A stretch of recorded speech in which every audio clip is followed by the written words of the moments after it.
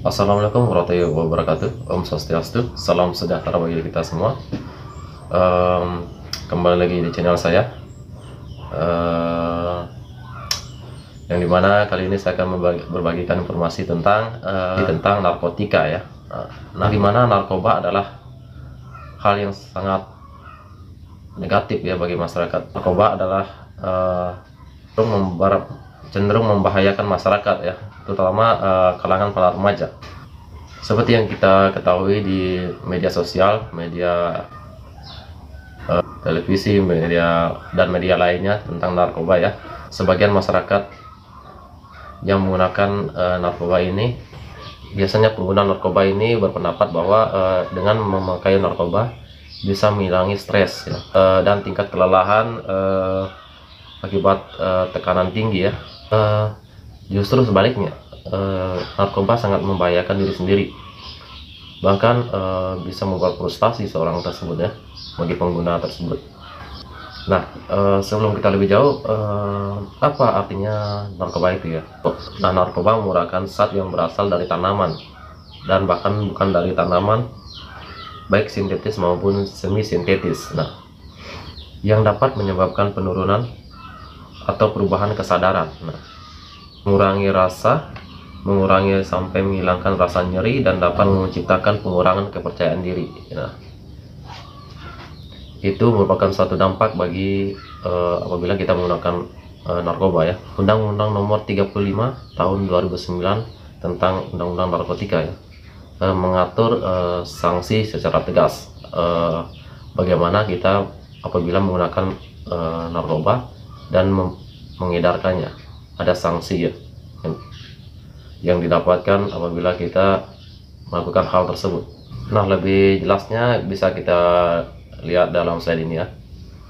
Penyalahgunaan narkoba merupakan orang yang menggunakan narkoba tanpa hak atau melawan hukum. Sanksi yang dikenakan bagi penyalahguna narkoba yang terdapat dalam pasal 127 ayat 1 Undang-Undang Narkotika, yaitu yang pertama, narkotika golongan pertama bagi diri sendiri dipidana dengan pidana penjara paling lama 4 tahun. Nah, yang kedua, narkotika golongan yang kedua bagi diri sendiri dipidana dengan pidana penjara paling lama 2 tahun. Nah, sedangkan yang ketiga, narkotika golongan 3 bagi diri sendiri dipidana dengan pidana penjara paling lama 1 tahun. Nah, namun apabila penyalahgunaan terbukti sebagai korban narkoba, maka ia wajib menjalani rehabilitasi. Hal tersebut selaras dengan pasal 127 ayat 3. Dalam hal penyalahgunaan sebagaimana dimaksud pada ayat 1 dapat dibuktikan atau terbukti sebagai korban narkotika, penyalahguna tersebut wajib rehabilitasi medis dan rehabilitasi sosial.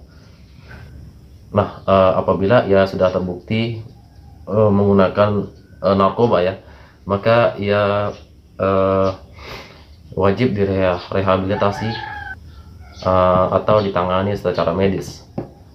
Apabila ia sebagai korban narkoba ya, maka ia wajib direhabilitasi sebagaimana yang dimaksud pasal 127 ayat 3 ya. Nah, seperti itu. Nah, kemudian bagaimana sanksi bagi pengedarnya? Nah, ini sesuai dalam pasal 35 tahun 2009 tentang narkotika, mengatur bagi pengedar tersebut ya. Bahkan jumlah sanksinya lebih besar dibandingkan pengguna tersebut, karena pengedar merupakan pengedar tersebut telah merugikan berbagai pihak, bahkan atau merugikan masyarakat itu sendiri, atau remaja-remaja ya, yang terdampak korban tersebut, yang terkena dampak korban tersebut. Nah, lebih tepatnya bisa kita lihat dalam slide ini.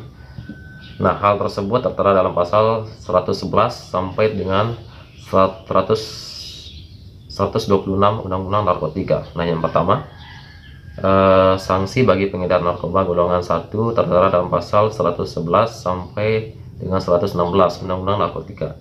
Dijerat hukuman penjara minimal 4 tahun dan maksimal pidana mati, serta denda paling sedikit 800 juta rupiah dan paling banyak 10 miliar rupiah. Nah, terus yang kedua, sanksi bagi pengedar narkoba golongan kedua tertera dalam pasal 117 sampai dengan 121 Undang-Undang Narkotika.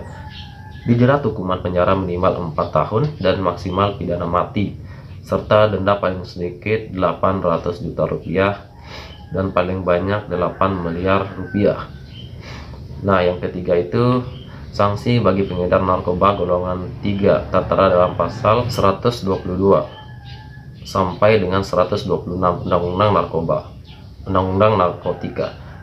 Dijerat hukuman penjara minimal 2 tahun penjara dan maksimal 12 tahun penjara, serta denda paling sedikit 400 juta rupiah dan paling banyak 5 miliar rupiah. Nah, setelah teman-teman lihat tadi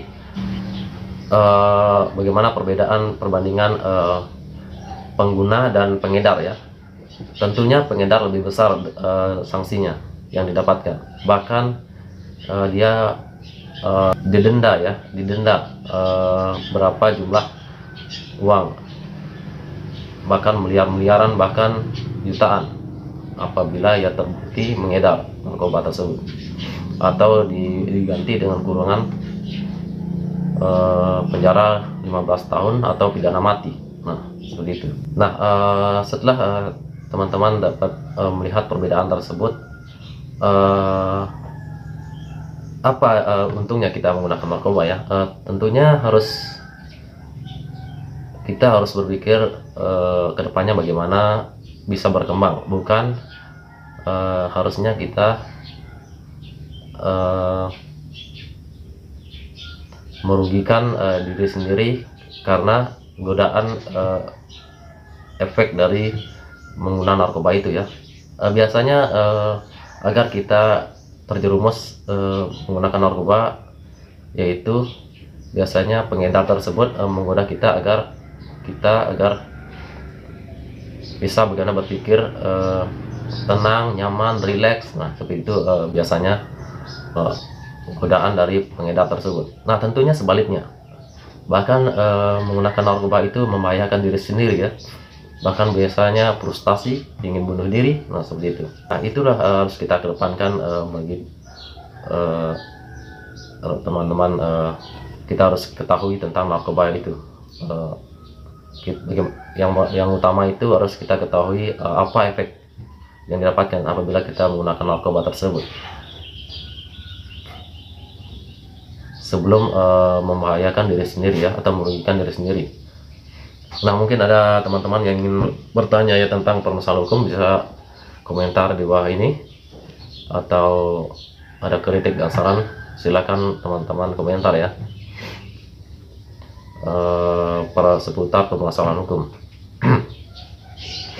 Nah, mungkin itu bermanfaat bagi teman-teman ya. Sekiranya lebih dan kurangnya penjelasan saya tadi mohon dimaafkan. Mungkin itu cukup, sekian dan terima kasih.